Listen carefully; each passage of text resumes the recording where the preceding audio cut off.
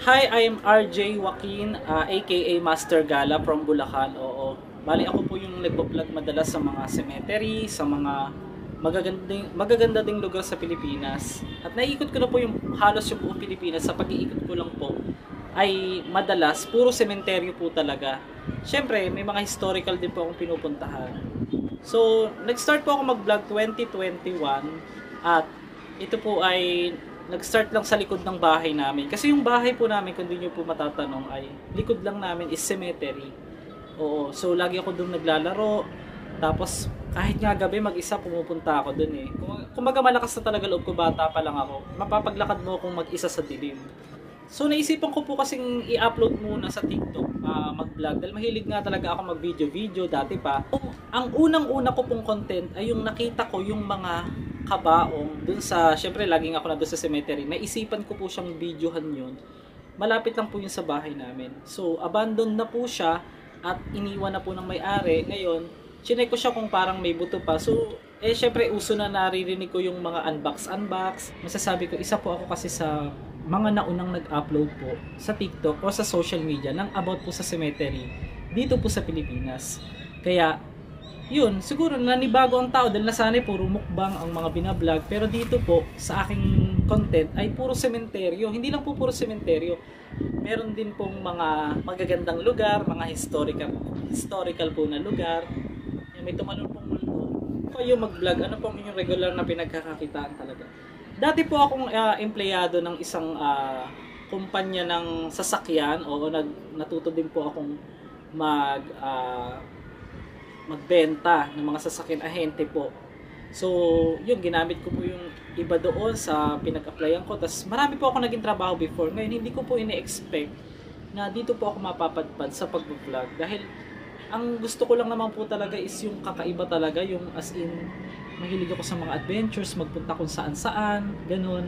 Hindi pa po ako si Master Gala, ay napakarami ko na po napupuntahang lugar sa Pilipinas. So, 2 years na po akong nagbablog. Nagsimula ako sa TikTok before, tapos meron ako in-upload doon na parang kabaong na pinabayaan or abandonado na siya. So, sinubukan kong videohan, and then in-upload ko sa TikTok. Tapos, kinabukasan, pag-upload ko ng video sa TikTok, umabot siya ng 3 million views agad. Yun. Instant, 55,000 agad yung naging followers ko. So, naisip ko, baka gusto din ng mga tao yung ganito, yung related sa mga cemeteries or kakaibang vlog. Actually, meron din po mga nagbo-vlog sa ibang bansa. At yung idea ko naman is, yung bahay kasi namin sa likod lang is cemetery. So ginagawa ko siyang playground. Lagi akong nandoon, lagi ako naglalaro doon. Kaya masasabi din natin na hindi ako natatakot. And then naisip ko na somehow, i-upload ko kaya sa YouTube. Yun, doon po ako nagsimula na mag-vlog sa YouTube. Tapos gawa ng mga content. Kasi yung personality ko po kasi talaga is mahilig po talaga ako sa mga adventure din. Tsaka, ako yung tipo ng tao na hindi mo basta-basta mapapaiyak. Kasi nga, kaya ko nga pong pumunta ng cemetery mag-isa eh. Kaya, yun, naisip ko na, ako din nagtataka din ako sa sarili ko, bakit ang tapang-tapang ko. Sa ngayon po, ito na po yung pangunahing hanap buhay ko, ang paggagawa ng content. Oo. At hindi lang po sa mga patay. Siyempre, minsan meron din tayong ibang natulungan din na mga kamaster, ang tawag ko po sa mga subscriber ko. At siyempre, meron din tayong pinupuntahang mga kakaibang lugar din, mga isla, mga sobrang gandang lugar sa Pilipinas na masasabi ko kakaiba din ang ating mga pinupuntahan.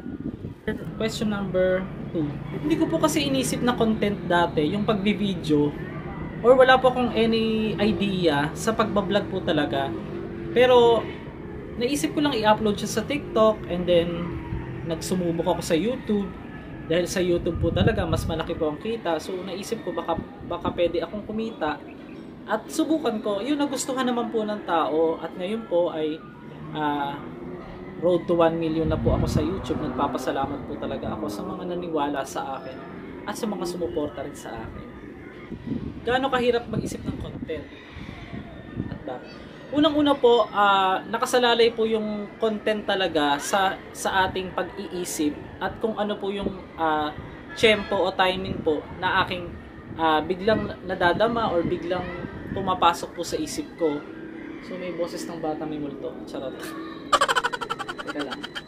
Actually, ang pag-iisip po ng content is kailangan may kasama po talagang dedikasyon, talent. Oo, hindi po basta-basta ang pag-iisip ng content. At hindi rin po ito ibinibigay sa iyo basta-basta. Minsan kasi yung ibang tao, pag naisip nila yung content, is wala silang ibang gagawin kundi yung naisip lang nila. Yung sa akin po kasi madalas, ayan, may nambabato. Sa akin po kasi madalas ay nasa sementeryo ako, dun pa lang ako makakaisip ng content. On the spot, kumbaga. At minsan nagre-research din ako ng mga lugar at base sa mga subscriber ko, sila po yung nagbibigay din sa akin ng mga content. Number 4, gaano kahalaga sa inyo na unique ang mga ginagawa niyong content? So napakahalaga sa akin kasi talagang passion ko na po ito eh. Kumbaga, hindi na ako talaga natatakot, tinitignan ko na lang po yung side ng aking adventure kasi talagang napaka-adventurous ko pong tao. Mahilig po talaga akong pumunta kung saan-saan. Kahit po sementeryo, kaya ko pong puntahan mag-isa ng gabi. Or number 5, saan nyo naisip yung idea na gawing content ang pag-unbox ng kabaong? Para sa akin po, napakahalaga po talaga dahil unang-una, napapakita ko po sa content natin din na ang mga patay talaga dapat pahahalagahan pa rin yan. Walang araw yan eh, hindi yan kailangan maging November 1, November 2 or ano. Dapat wala po talagang araw, ang araw ng mga patay. Kasi para sa atin, dapat buhay pa rin sila eh, yung mga nagawa po nilang mabuti sa atin. So, yung pagiging mahalaga sa unique na content na ginagawa ko po is yung pagpapahalaga din sa mga patay na kadalasan po kasi ay nakikita nga natin pinapabayaan na sila tapos minsan lang sila dinadalaw, minsan lang sa isang taon. So, yun po yung isa sa nagpapahalaga po sa content po na ginagawa ko. Saan nyo naisip yung idea na gawing content ng pag-unbox ng kabaong? Yun nga po, kaya nga po ako nagkaroon ng idea yung sa mga kabaong dahil nga po naging curious lang ako na nakita ko po doon sa may malapit po sa amin, sa likod nga ng bahay namin, may sementeryo. Ay doon ko nakita na parang adventure talaga, nabuksan pa o silipin to kung meron pang laman. So far, kung tatanungin nyo po ako kung may mga laman pa ako na abutan, madalas po ay wala na. At tinanggal na po siya. At hindi po tayo basta-basta nagbubukas ng gano'n nang hindi po siya abandoned or iniwan lang sa isang lugar. Number 6, hindi po ba kayo natatakot sa patay o nangangamba sa health niyo? Marami pong naging concern sa akin na mga subscriber ko din na wag raw akong hawak ng hawak kung saan-saan. Kasi pag ina-unbox ko po talaga, wala po akong gloves, binubuksan ko yung mga kabaong. So, yung idea po na yun is, wala lang, adventure lang po talaga na bahala na kung may laman o wala. So, yun, binubuksan ko po talaga siya. Kung patay pong pag-uusapan, mas takot po ako sa buhay. Dahil po ang mga patay ay patay na po talaga. Nakasaad nga din po sa Bible yun na kahit nga po yung alaala nila na nabubura po yan eh. Pero kung pag-uusapan po, kahit po sa science, ang isang patay, talagang wala na talaga. Pero may mga nararamdaman tayo, hindi natin masisigurado kung yun po talaga yung patay. Hindi natin kasi sigurado yan eh. Baka mamaya, nagdadasal ka dyan, hindi mo alam, ang dinadasal mo pala, iba na, di ba? So, yun. Tsaka madalas naman po ako nagpapasintabi sa mga sementeryo at hanggat maaari yung mga pangalan, hindi natin isinasama, biniblurred po natin yan. Kumbaga. So, pag abandon po kasi sa public sa cemetery, hindi na po tayo nakakapagpaalam at lalo na po ay itinambak na po sa isang tambakan. Hindi po tayo nag-unbox nang nandun pa po sa loob ng nicho or wala pong alam yung may-ari nun. So, madalas po talaga nakatambak na lang sa isang sulok or sa, minsan po meron silang tinatawag na mga bodega ng patay. Yun po, ibinablurred po natin yun at hanggat maaari talaga, ibiblurred po natin yung mga details ng pamilya para din po sa pamilya. Number 8 pala, gaano po nakatulong sa kita nyo yung pagbo-vlog? Magkano na po kita nyo mula rito? So sa loob po ng 2 taon, hindi ko po in-expect na umabot po tayo ng 700,000 na po sa YouTube. Yung konting naipon ko din po, yun po yung ginagamit ko para makatravel, makapag-vlog kung saan-saan po sa Pilipinas. At yung una ko pong pundar sa YouTube ay nakabili po ako agad ng cash na motor. Oo, na nasa 100,000 mahigit po yung halaga. Tapos, sa akin pong pagbablog din sa YouTube, ay meron na po akong nabiling lupa. Oo, pero bahay wala pa. Soon, baka naman. So, yun po. At saka yung mga financial po, kagaya po ng mga gadget ko, Yan po, lahat po yan, yung phone, lahat po ng ginagamit ko po sa pagbablog is galing po talaga yan sa YouTube. Yung Facebook page ko rin po, kumikita na rin po siya. Well, gaano kalaking tulong sa akin?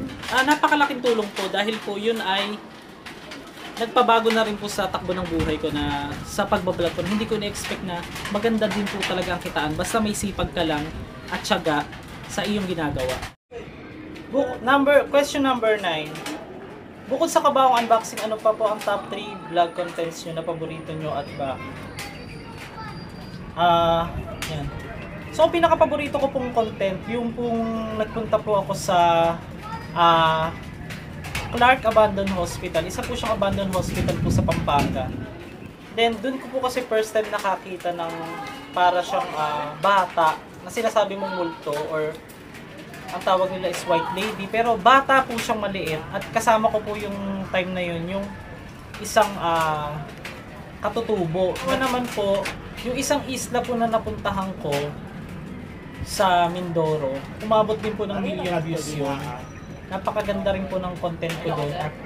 So isa din po sa paborito ko dong sa vlog ko, yung nag-trending po talaga sa akin, yung mga nakadiscover kami ng mga kinulam, yan.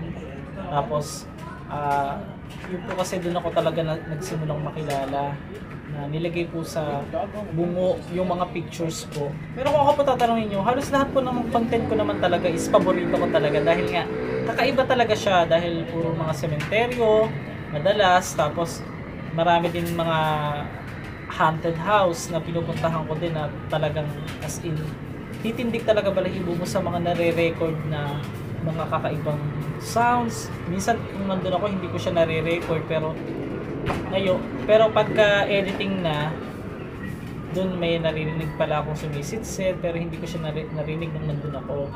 Na-discover ko po na isang itim na rosaryo na masasabi kong sumpa ito, oo. Ayun din po sa nakausap natin sa Portorero, nagturo po sa akin.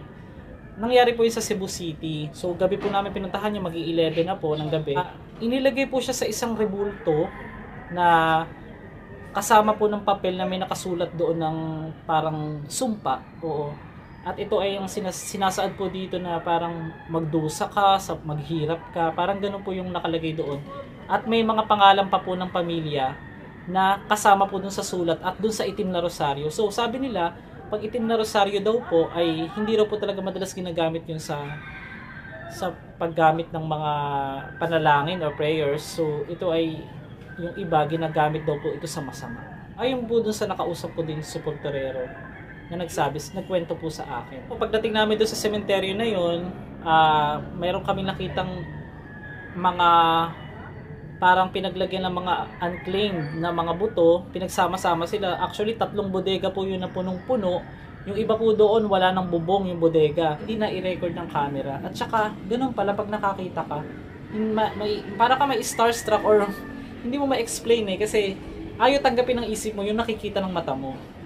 Alam mo yun, parang babatiin ko lang din po yung aking mga taga-subaybay na sa aking mga tinatawag na ka-master o mga masters. Pasalamat po ako sa inyo lahat. Ito po si RJ, aka Master Gala, na ang mga patay, kahit patay na, pahalagahan pa rin natin sila. Dahil yung mga naiwan nilang masasayang alaala ay hindi po namamatay yon at yung mga nagawa po nilang mabuti sa atin.